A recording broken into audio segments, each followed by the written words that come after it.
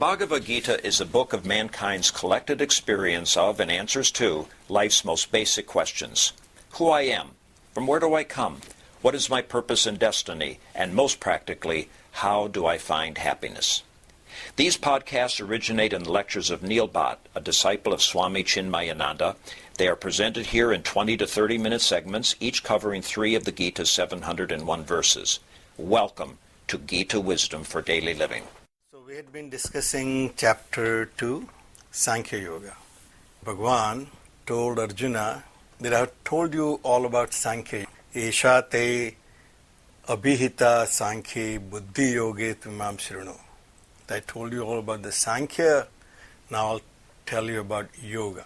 So as we had discussed before, there are Shat Darshan, there are 6 darshans. Bhagavan is covering all darshans here for Arjuna in a very brief. So he said, I told you all about the wisdom of Sankhya. That Sankhya falls into Tarka Shastra, therefore it also covered the Nyaya and Vaisesik. Tarka means logic. So logically, what you come to the conclusion about what the reality is, for Sankhya I taught you. But now I'll teach you the application of that yoga, the buddhi yoge tvimam shrinu. That this is as per the Sankhya the reality is, but the practical application is in yoga. Patanjali's Yoga Shastra gives all practical application about how to achieve that Sravanam, Mananam, Nidadhyasanam, Dhyanam. So he said, I'll give you the practical explanation as per yoga. But Bhagavan adds here the word buddhi, which is completely a novel interpretation of yoga. So the intelligent way of looking at life and how to live intelligently, that I'll teach you. That buddhi, buddhaya yukto yaya partha bandham prahasyasi. Endowed with that buddhi, thou shalt be liberated from your bondage of actions if you perform your actions intelligently, in a manner of this yoga.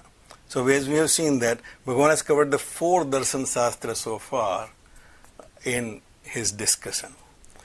But then he condemned the 5th one, which is Karma Kanda, Purva Mimamsa. So we have seen harsh criticism from Bhagavan about ritualism.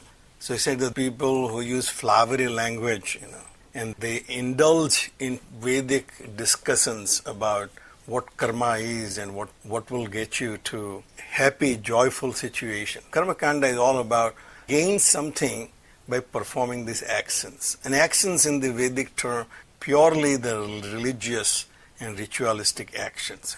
There are too many goals, too many things to achieve, and therefore they are never be single-pointedly following what they are really trying to achieve. The goal of life for all beings is to be permanently happy, continuously happy. If you have too many goals, you are not going to achieve that. So you have to become single-pointed. And the single-pointedness will only be achieved if you have the highest goal in mind.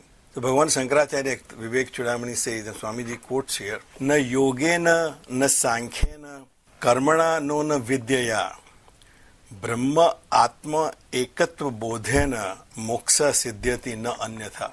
There is no other way that you are going to get this happiness which you are seeking. No matter what you try, so not yoga, not Sankhya, not Karmana. This is basically the Purva Mimamsikas, who are the Karma Kandis, Na Vidya, even become a Pandit about all those things, that's not going to give you anywhere. It's only the Brahma Atma Ekatva Bodhena. Once you realize that yourself is the Brahman, then only you will achieve that goal.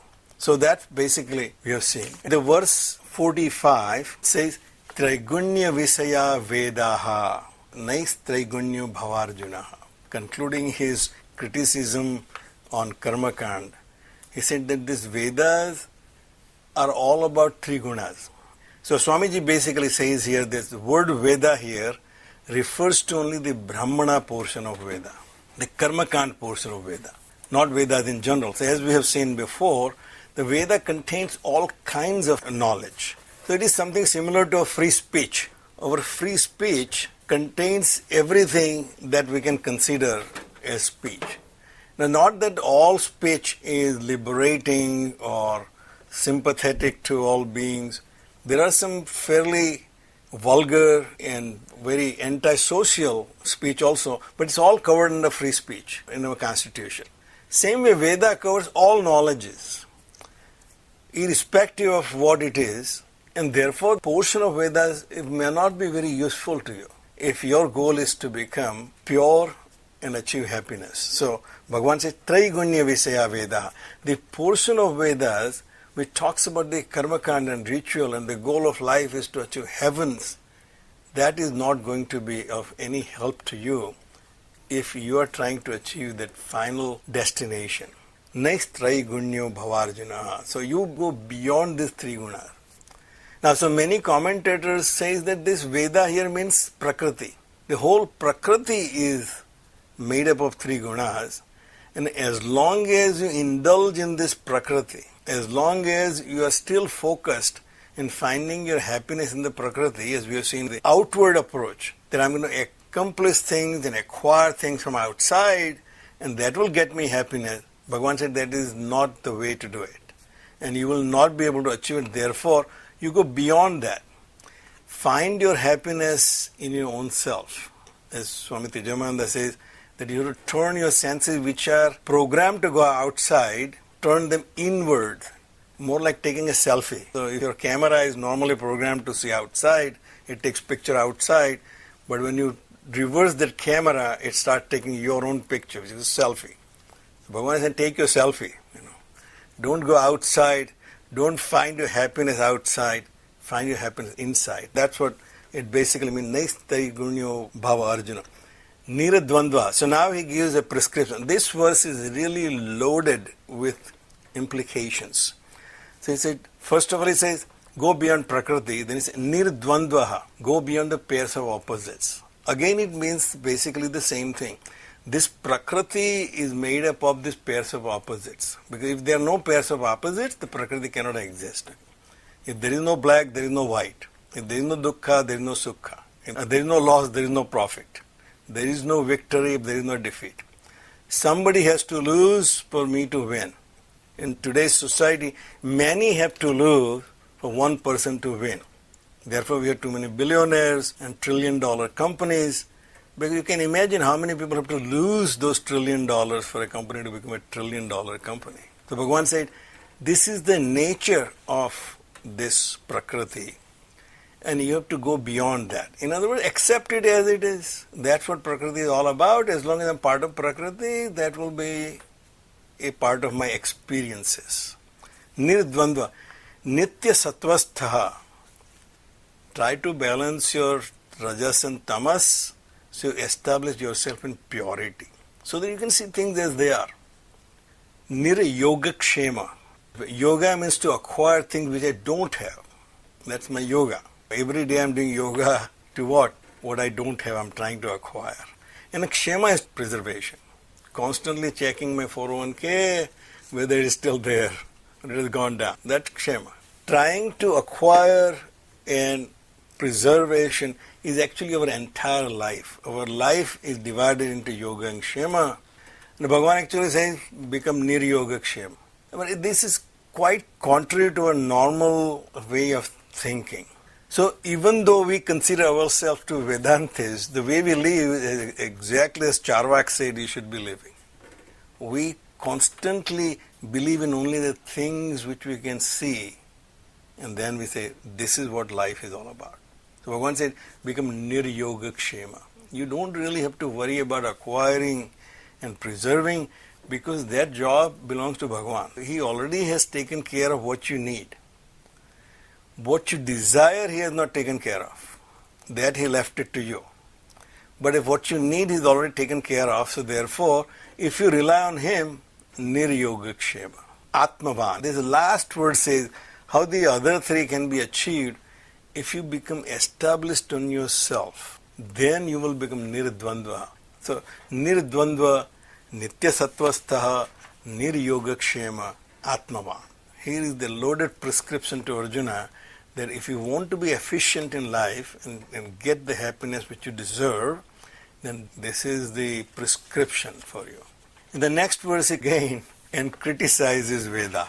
Yavan artha udapane sarvatah samplut udake tavan sarveshu vedeshu brahmanasya vijanatah. A Brahman who knows the real self, one who knows that my Atma is Paramatma. This Atma is permanent, the Deha is impermanent. Atma's quality is not to have this body, the body is superimposed on it. One who knows this knowledge, all the things which is discussed in Veda is of as much value as having a tank of water when everything is flooded around him.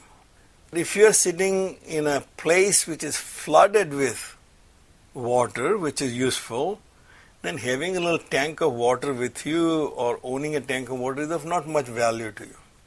He said that much value to a Brahmana who knows the Brahman of Vedas to him. The Vedas are not useful at all if you know yourself. Swamiji has recommended Vivek Chudamani. It says even go one step further. Avignate paretatve sastra adi astu nisfala. Without knowing the supreme reality, the study of the Shastra is futile, is of no use. But then he goes one step further and says, Vignati api paretatve Shastra aditi astu nisphala. And having known the supreme reality, the study of Shastra is again futile. So this study of Shastra is just a means for me to achieve something. By itself it is of no value. Just indulging yourself into knowing Shastra. So Shastra Vasana is very strong Vasana actually. That's why Brahmachari, when he shaves his head, he leaves the choti. The choti is for Shastra Vasana. The Shastra Vasana is still left in him. So they learn Shastra. But then he becomes sannyasi, he shaves that choti also. The choti goes away. So Shastra Vasana has to be dropped because it's of no use. And then comes the verse which probably can take months to discuss. Karmanyevadhikaraste Ma phalesu kadachan Ma karma phala hetur bhuhu mate sangaha tu akarmani. We had discussed many times before because the audience here is fairly senior that your right is only to act. That's the only means you have. Under your control is just actions. Present only is real. Past is dead and future is not born yet. So there is nothing I can do in the past, nor can I do anything in future. Everything I can do is in present, which is in my control. The fruit of action is in future. Karma phala, ma phalesu kadachan. Because I can't worry about the fruits in present because fruits are never in present. There will always be a time lag between when I act and the result comes. The fruits belong to future, actions belong to present. I have only control over present. I should not be worried about the future, the fruits of actions. Ma karma phala hetur bhuho. And even while acting in present, my mind should not be clouded by the anticipation of what the fruits would be in future. Because that will take away part of my energy. As we had discussed before, 1/3 of my energy goes into that I was successful or failure in past. And another third goes into what will be the results of this. I have only 30% of my energy available in present. Instead of that, engage yourself 100% in present because that's all you control. Rest is for the karma phaladata, which is not you. It will always be somebody else. Mate sangahatu akarmani. Now this is the very powerful message to mitigate any criticism about the passiveness of this verse. That it does not say that don't worry, don't do it, whatever it comes is fine. He said, no, never get attached to akarmani. Never get attached to inaction. Because we will see further, it's not possible for you. We'll stop right here. Om Sarve Bhavantu Sukhina Sarve Santu Niramayaha Sarve Bhadrani Pashyantu Ma Kaschid Dukkha Bhag Bhave Om Shanti Shanti Shanti. Hari Om. Shri Gurubhyo Namaha. Hari Om.